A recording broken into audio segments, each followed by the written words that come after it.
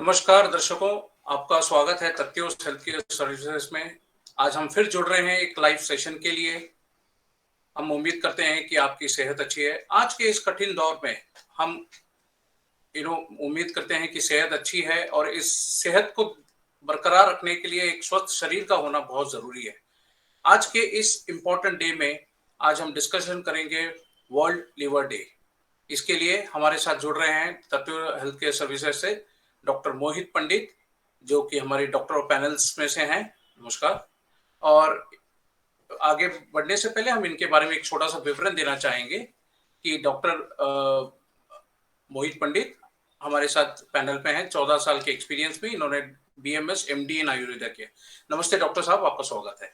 नमस्ते डॉक्टर जी, आपसे ये जानना चाहेंगे कि ये वर्ल्ड लिवर डे क्यों मनाया जाता है?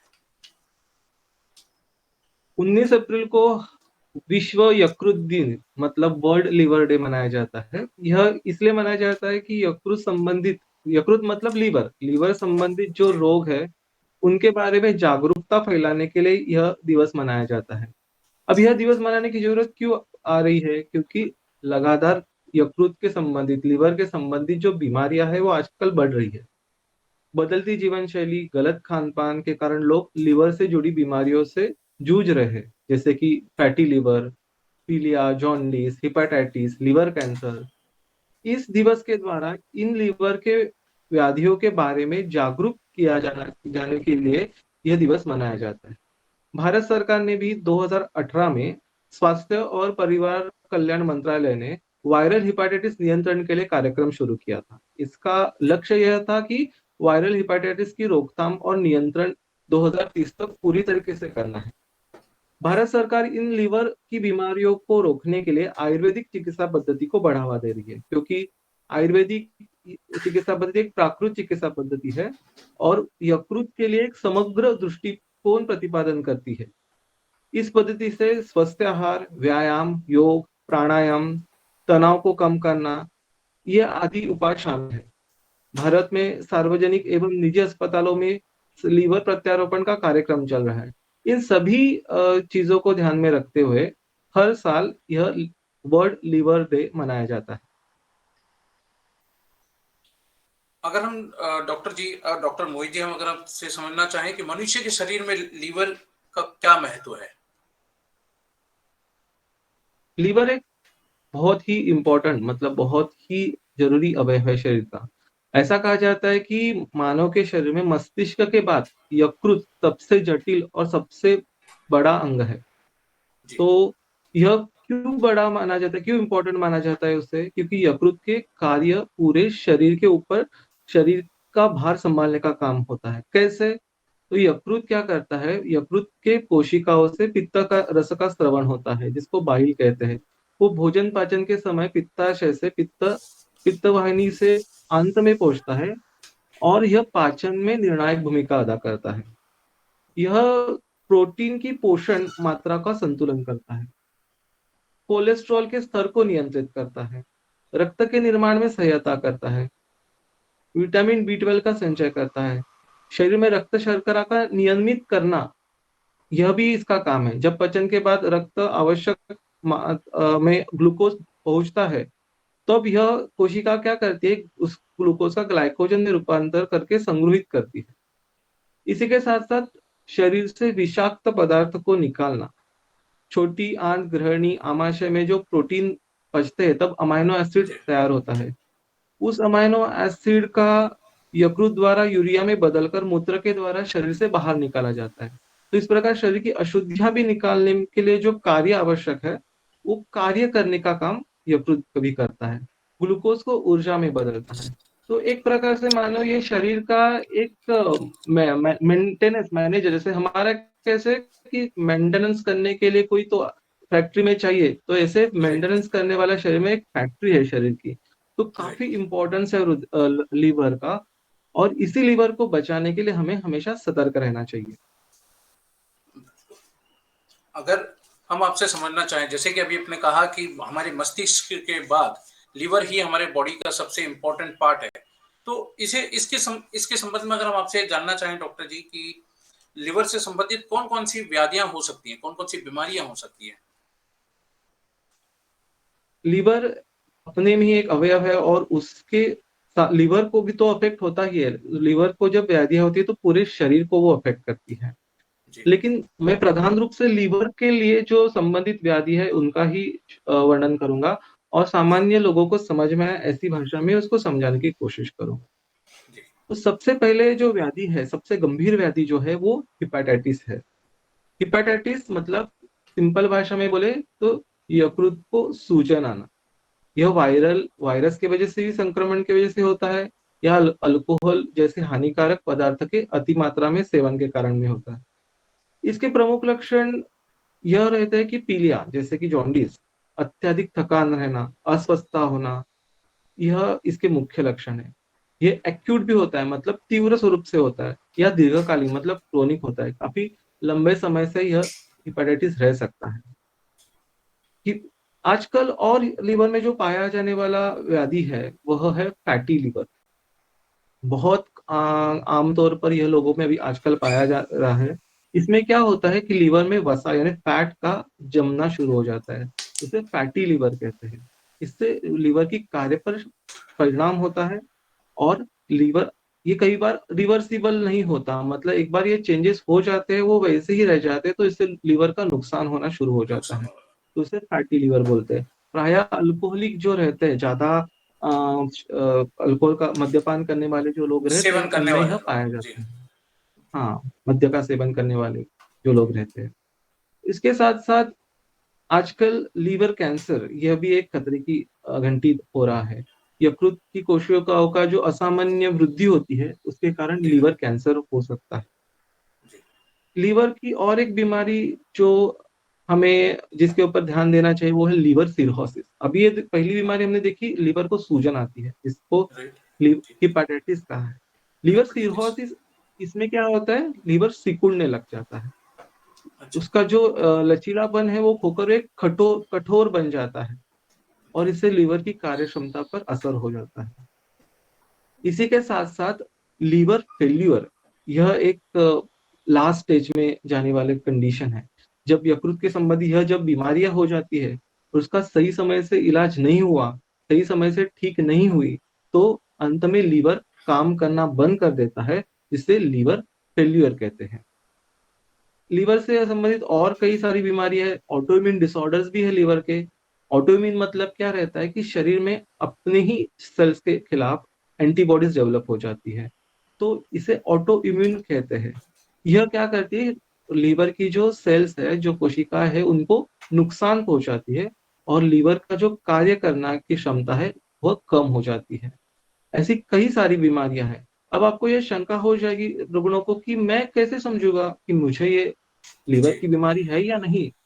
अगर हम सरल तो भाषा में इसके कहें तो सिम्टम्स कैसे समझ आएगा, राइट? सिम्टम्स हमें सिम्टम्स कैसे पता कैसे चल समझ में सकते हैं? आएंगे, जी। जी। क्योंकि बीमारियां तो काफी सारी है, उसका उचित निदान कैसे हो सकता है। जी। लक्षण देखें जाए उनके तो पहले जॉन्डिस या फिर आंख में पीलापन होना, यह लक्षण दिख सकता है। ये काफी आगे स्टेज में जाने के बाद दिख सकता है। साथ साथ खून की कमी होना, हीमोग्लोबिन जी। लेवल भी कम हो सकते हैं पेशेंट के। जी। बहुत दिन तक लोगों को भूख नहीं लगती, लोग ऐसे कहते, पेशेंट ऐसे कहते कि मुझे भूख ही नहीं लग रही है, मैं खाना खा रहा हूँ, मेरा मन, मतलब अंदर पेट में खाना ही नहीं जा रहा है। जी। अगर खाना खाया तो उसका पचन नहीं होता, तो भोजन का पचन भी नहीं होता, भूख भी नहीं लगती और खाया हुआ खाना पचता भी नहीं है। अब खाना खाया हुआ पचेगा नहीं तो पोषण शरीर को मिलेगा नहीं। अगर पोषण नहीं मिलेगा तो कमजोरी हो जाएगी। तो बहुत वीकनेस होता है इस पेशेंट में। चक्कर आते हैं, पेशेंट ऐसे बताता है कि मुझे चक्कर आ रहे हैं, भूख नहीं लग रही है, जी मल जा रहा है। अगर ये लक्षण ज्यादा बढ़ गए तो पेशेंट को बार बार फीवर, बुखार आना, ये लक्षण दिखाई देते हैं। कई बार पेशेंट ऐसे कंप्लेंट लेके आए कि मुझे उल्टी जैसा मन हो रहा है, हमेशा ऐसी उल्टी जैसी आ रही है। कुछ भी खाने का समझो सामने भी रखा तो उसे पेशेंट को उल्टी करने का मन करता है। यह लक्षण रहते हैं। यह लक्षण अन्य बीमारियों में भी पाए जाते हैं। तो इसका निदान करने के लिए आपको आपके पास जो नजदीक के जो डॉक्टर है उनकी सलाह आपको लेनी चाहिए कि मुझे यह लक्षण दिखाई दे रहे हैं, क्या मुझे लिवर से संबंधित बीमारी तो नहीं। तो आपके जो नजदीक के डॉक्टर है वो एग्जामिन करेंगे, जैसे कि सोनोग्राफी रहेगी जहाँ पे लीवर की साइज, लीवर में कुछ सूजन है या नहीं है, इसके बारे में जानकारी हमको मिलती है। तो वो डायग्नोसिस डॉक्टर के द्वारा आप कर सकते हो। लेकिन अगर ऐसे लक्षण आपके पास दिखाई दे रहे हो तो आपको एक बार डॉक्टर की सलाह जरूर लेनी चाहिए।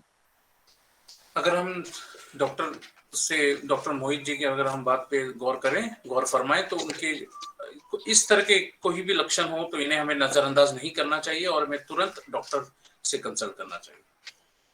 लिवर के व्याधियों के मुख्य कारण क्या हो सकते हैं कि इन व्याधियों का आना, या मतलब अगर हम समझें, तह तक जाए बातों की, समझ पाए कि क्या है, क्या कारण से ये व्याधियां उत्पन्न हो रही हैं, क्या अगर हमें आप विस्तारित तरीके से बता पाए दर्शकों के लिए तो काफी अच्छा होगा।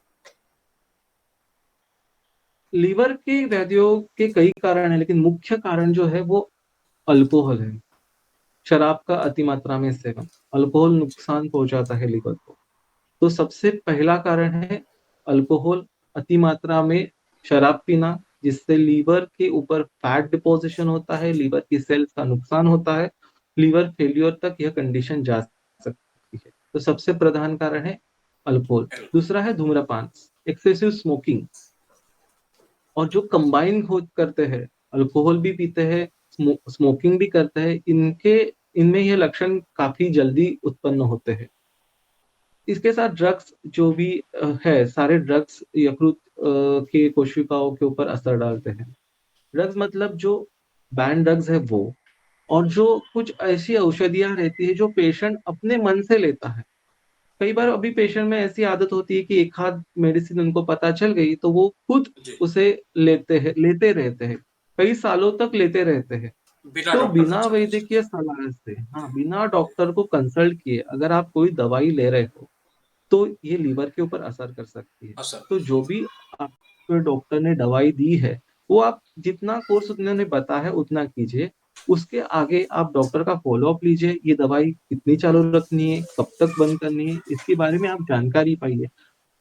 ओवर द काउंटर सेलिंग जो होती है मेडिसिन की, कई बार पेशेंट पेन डेवलप होता है तो फार्मेसी में जाके कोई दवाई लेके आता है अपने मन से और उसका निरंतर सेवन करते रहता है। तो ये जो दवाइयाँ जो ली जाती है बिना वैद्यकीय सलाह से, वो लिवर को नुकसान पहुंचा सकती है। तो बिना वैद्यकीय सलाह से दवा लेना, यह इन लिवर की व्याधियों का कारण बन चुका है। साथ ही साथ आजकल का जो डेली रूटीन चल रहा है, आप समझ लिए होंगे, हम ऑनलाइन चल रहा है, सब खाने पीने का जो भी समय है वह निश्चित रूप से नहीं रहता है। जी, जब समय एक मिलता है फिक्स्ड। तब भोजन करते हैं, गलत जी। समय पे भोजन करते हैं, जी। रात में देर रात में खाना खाया जाता है, फिर खाना। तुरंत सो जाते हैं। ये जो लाइफस्टाइल जो बन रही है वह भी लीवर के स्वास्थ्य के लिए हितकर नहीं है। तो सही समय ये पे भोजन हानिकारक ना लेना, क्योंकि लीवर न लेना। का कार्य क्या है, लीवर से एक पित्त का स्राव होता है। ठीक है, जब आपको भूख लगती है तो वह स्राव शुरू हो जाता है। उस समय पे अगर आपका अन्न नहीं गया आमाशय में तो वह स्राव व्याधियों के रूपांतर में कारणीभूत हो सकता है। तो सही समय पे भोजन ना लेना यह भी जी। लीवर के लिए अच्छा नहीं रहता। अति मात्रा में भोजन, या जिसे अध्यशन बोलते हैं, मतलब एक बार खाया है, उसके जी। ऊपर तुरंत वो पचा नहीं, उसके ऊपर और खा लिया, तो भी यह पचन के संबंधित विकृति निर्माण करता है। अब आयुर्वेद के दृष्टिकोण से इसे देखा जाएगा तो आहार का काफी महत्व है। आहार, पचन और उसके बाद होने वाला जो उसका विपाक है, इसका यकृत संबंधित, लीवर संबंधित व्याधियों में काफी महत्व है।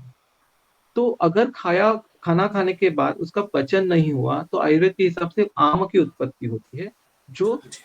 अन्य सभी अवयवों के लिए हानिकारक रहती है। तो सही मात्रा में सही समय पर भोजन यह आवश्यक है। सही मात्रा में सही समय पर भोजन नहीं किया तो भी वो लीवर के लिए अच्छा नहीं रहता। ऐसे अन्य कई सारे कारण हैं, लेकिन यह मुख्य कारण मैंने आपको बताया है। इनसे आपको बचना है।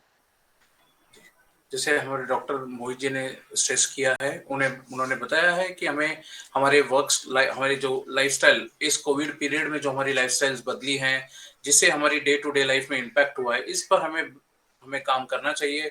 टाइम टू टाइम हमें खाना खाना चाहिए, एक्सरसाइज करना चाहिए। इन सब चीजों का पालन करने से, हेल्दी लाइफस्टाइल रहने से हमारे लीवर पे काफी अच्छा असर पड़ सकता है।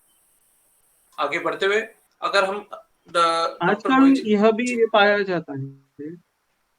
हाँ, मैं एक थोड़ा और एक ऐड जी करना बिल्कुल चाहूंगा। बिल्कुल बिल्कुल। आजकल यह भी पाया जाता है कि ओबेसिटी, मोटापा, जो जी ओबेज लोग हैं, जी ओवरवेट लोग हैं, उनमें भी यकृत की बीमारियों के चांसेस बढ़ते हुए दिखाई देते हैं। ओबेसिटी रिलेटेड जो भी प्रॉब्लम है, वह भी, तो अपने वेट को नियंत्रित करना भी काफी आवश्यक है। ओबेसिटी भी लीवर के स्वास्थ्य के लिए अच्छी नहीं रहती।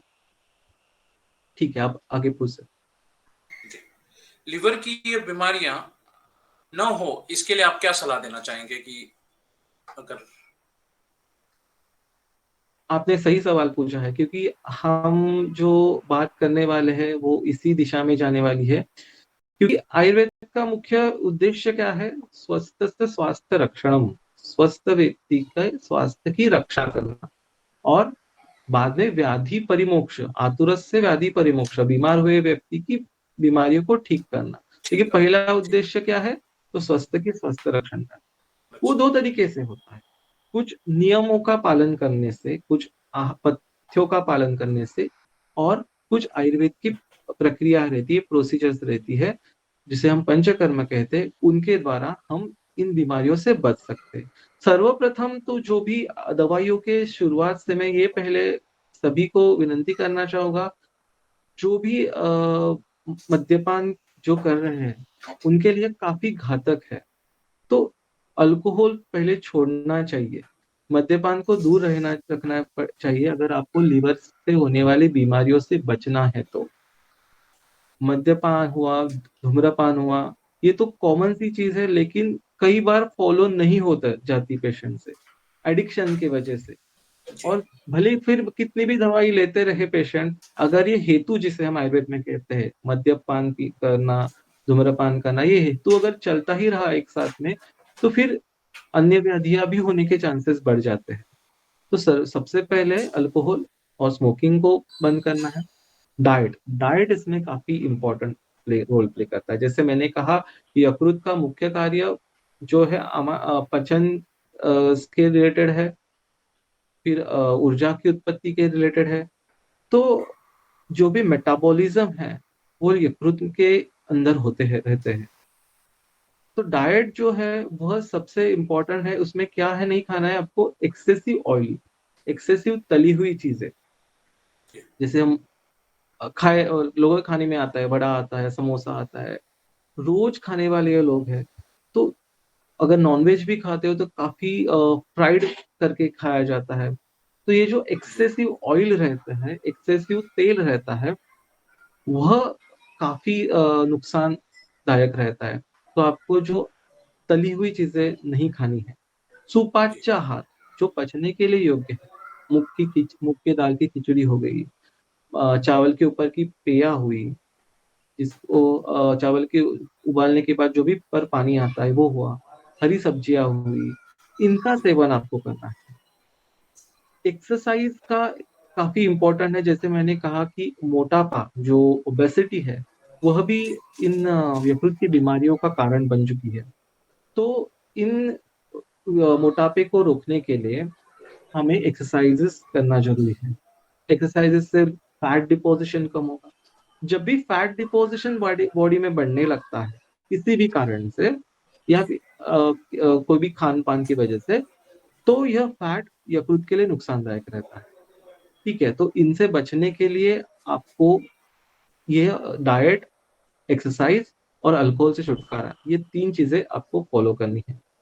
इसके साथ साथ हमें आयुर्वेद और पंचकर्म, इन चीजों का, इन जो ये जो हमारे मेन शस्त्र है, मैं कहूंगा, इनका सही सलाह से, अच्छे वैद्य की सलाह से, जो भी आपके डॉक्टर नजदीक में है उनकी सलाह से आपको आयुर्वेद और पंचकर्म का पालन करना है, जिससे हम लीवर की होने वाली बीमारियों को रोक सकते हैं।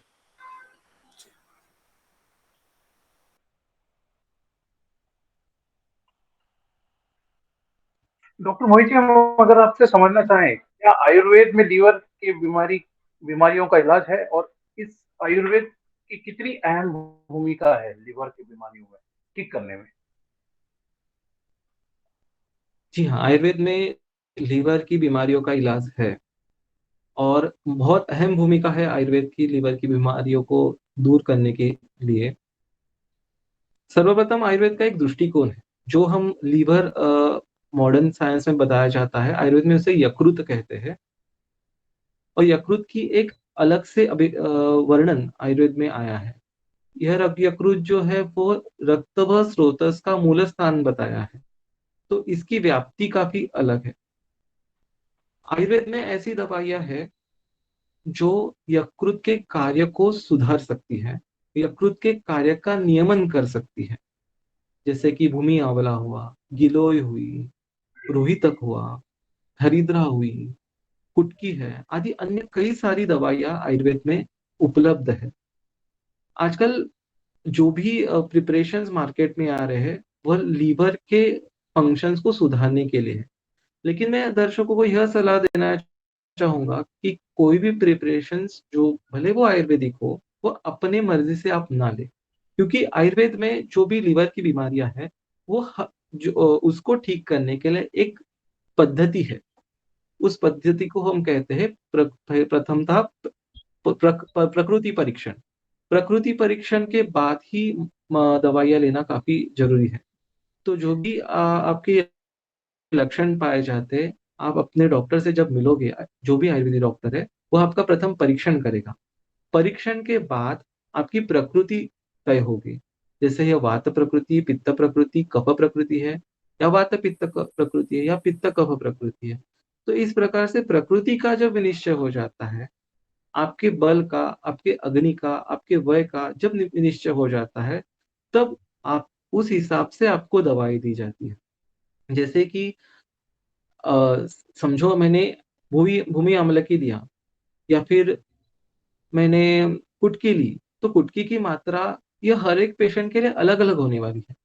तो इसके लिए, इस बीमारी के लिए इलाज तो है, दवाइयां भी है, लेकिन योग्य सलाह से यह लेनी जरूरी है। तो योग्य आपके, मेडिकेशन। यस, काफी इंपॉर्टेंट, जैसे मैंने पहले भी कहा कि no medicine without doctor, doctors की एडवाइस मेडिसिन आपको नहीं लेनी चाहिए। आयुर्वेद में सबसे महत्वपूर्ण बात जो मैंने बताई कि प्रिवेंशन की तौर पे, तो प्रिवेंशन की तौर पे जो भी आहार है, विहार है, उसका अच्छे से पालन करते हुए अगर पंचकर्म चिकित्सा पद्धति को अपनाया, तो लीवर संबंधित बीमारियों को पूरी तरीके से ठीक किया जा सकता है। पंचकर्म, यह इसका, इन सभी बीमारियों का एक हल के रूप में हम सोच सकते हैं। और सिर्फ यही मेरा बीमारियों की चिकित्सा के लिए नहीं। और डॉक्टर मोहित जी, यही मेरा सवाल आपसे था। आगे अगला सवाल यही था बिल्कुल कि जैसे हम सभी जानते हैं कि पंचकर्मा एक आयुर्वेदा का सबसे एक महत्व और इम्पोर्टेंट पार्ट है। तो इस पंचकर्मा का उपयोग लीवर की बीमारियों को ठीक करने में, ये मेरा सवाल था। और बिल्कुल आपने वो बात जाहिर छेड़ दी। तो इस बारे में भी हम थोड़ा विस्तारित तरीके से आपसे समझना चाहेंगे। धन्यवाद। पंचकर्म जो है वह क्या है, मैं पहले दर्शकों को बताना चाहूंगा। पंचकर्म एक शरीर शुद्धि की प्रक्रिया है। शरीर से अशुद्धियों को बाहर निकालना, आम भाषा में आप उसको टॉक्सिन्स या टॉक्सिक सब्सटेंसेस बोल सकते हो। इसे शरीर से बाहर निकालना, यस, टॉक्सिन्स को बाहर निकालना, यह पंचकर्म है। हम इसे आयुर्वेद में बोलते हैं शरीर के दोषों, बढ़े हुए दोषों को बाहर निकालते हैं। अब पंचकर्म किस प्रकार से काम करता है, तो जो भी आपका आहार विहार के बाद जो भी आपके शरीर में दोष बढ़ते हैं, वह दोष समझो यकृत में जाके स्थापित हुए और वहां पे विकृति उत्पन्न हुई। तो अगर आप दवाई से उसका शमन करते हो, मतलब कुछ समय के लिए लक्षणिक चिकित्सा करते हो, तो वह कुछ समय के लिए आपको राहत दे सकती है। लेकिन पंचकर्म जो लीवर के अंदर जो भी अशुद्धियां जमा रहेगी, लीवर के अंदर ही नहीं, शरीर, पूरे शरीर में, पूरे शरीर के हर एक हिस्से से जो भी अशुद्धियां जमी रहेगी शरीर से, उसे बाहर निकालने का काम करती है। इसमें क्या होता है कि सर्वप्रथम पंचकर्म के 5 प्रकार होते हैं। पहला रहता है वमन, दूसरा रहता है विरेचन, तीसरा रहता है बस्ती, चौथा रहता है नस्य और पांचवा रहता है रक्तमोक्षण। अब इसमें से कौन सा पंचकर्म किसे करना चाहिए, यह केस हिस्ट्री मतलब पेशेंट की पूरी डिटेल हिस्ट्री लेने के बाद, उसकी प्रकृति उसका विनिश्चय करने के बाद, उसकी अग्नि उसके बल का विनिश्चय करने के बाद ही यह पंचकर्म डिसाइड होता है। तो कौन सा पंचकर्म करना है यह डॉक्टर डिसाइड करेंगे। आपको डॉक्टर के पास जाके मुझे शरीर शुद्धि करनी है, मुझे आगे बीमारियां नहीं होनी चाहिए, उस शरीर को स्वस्थ रखना के लिए मुझे कुछ उपाय सुझाइए, तो डॉक्टर आपको पंचकर्म अगर सलाह देंगे, आपकी एग्जामिनेशन होगी, नाड़ी परीक्षा होगी और उसके बाद एक पंचकर्म आपको बताया जाएगा।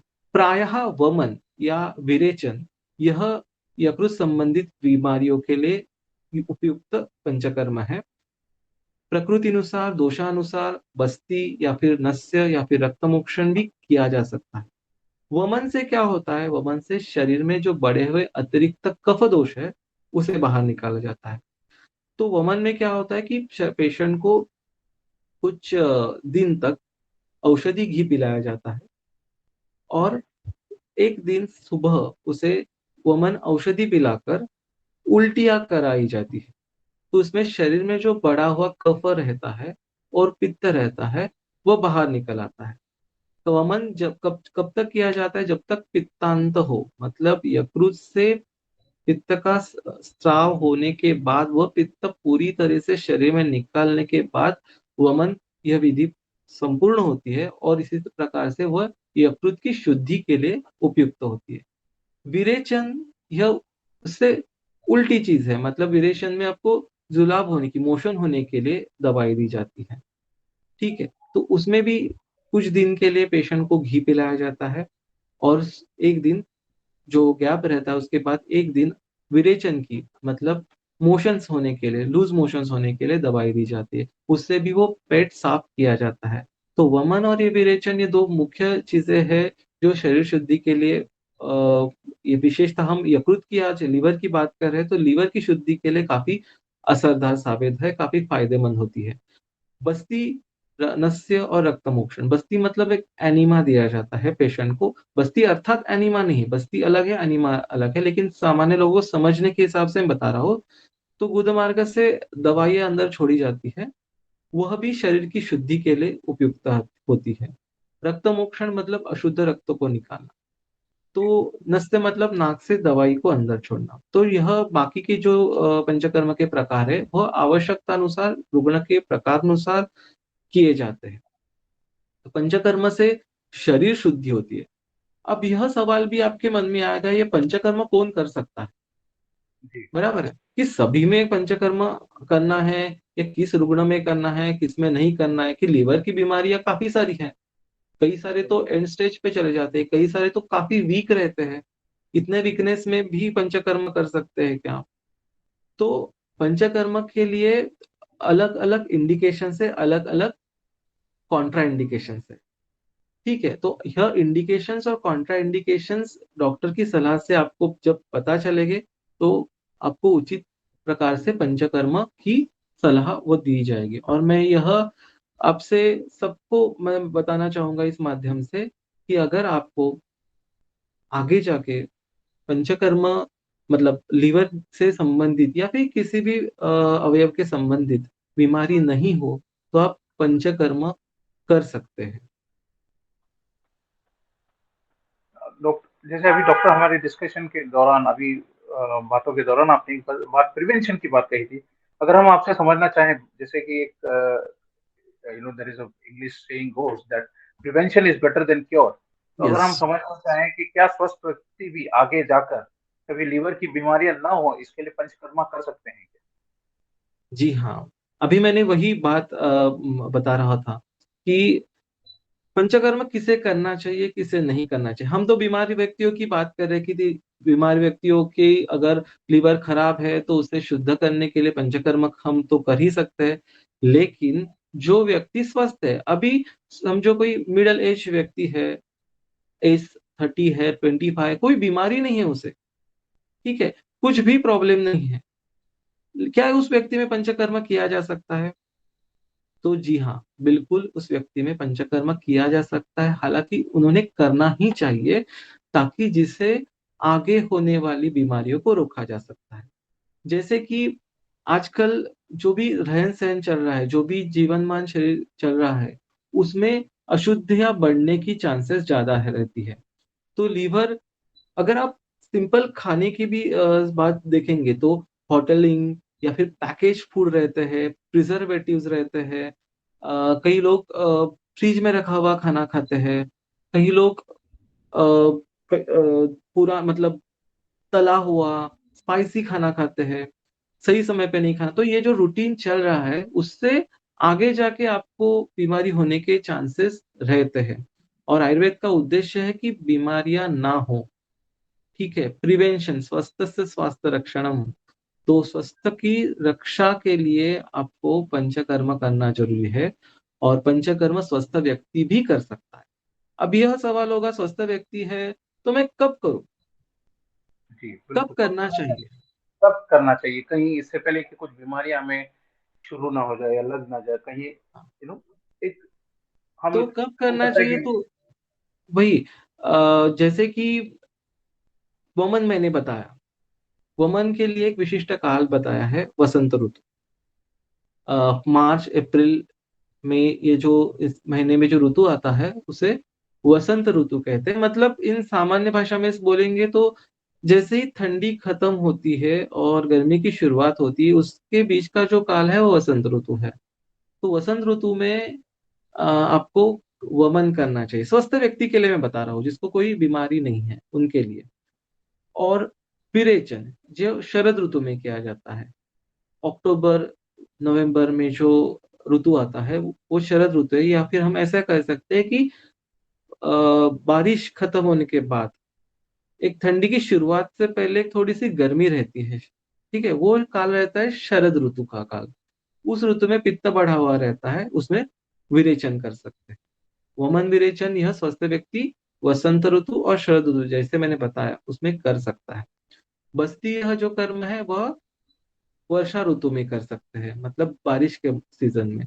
पर यह कौन सा कर्म में किसको करना चाहिए, यह व्यक्ति की जो प्रकृति है, उसका जो बल है, तो उसकी जो केस हिस्ट्री रहेगी, उसके हिसाब से डॉक्टर डिसाइड करते हैं।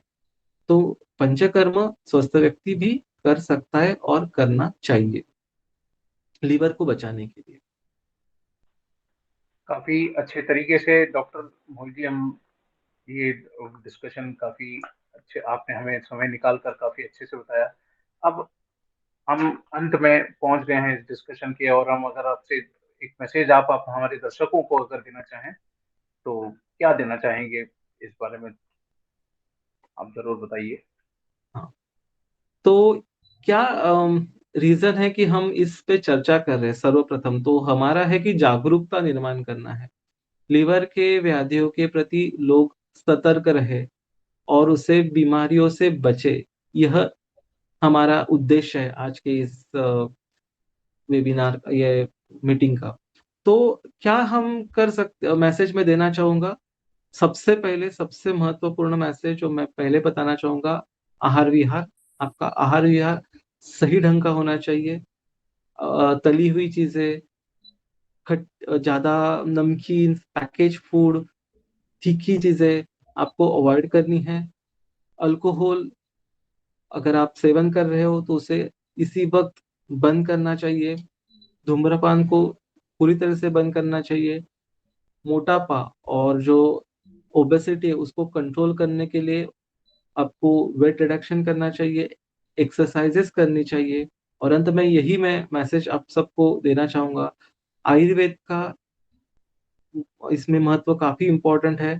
तो आयुर्वेद की दवाइयाँ डॉक्टर के सलाह से शुरू कीजिए। अगर आपको यकृत संबंधित बीमारियां है तो पंचकर्म का आप मदद ले सकते हो।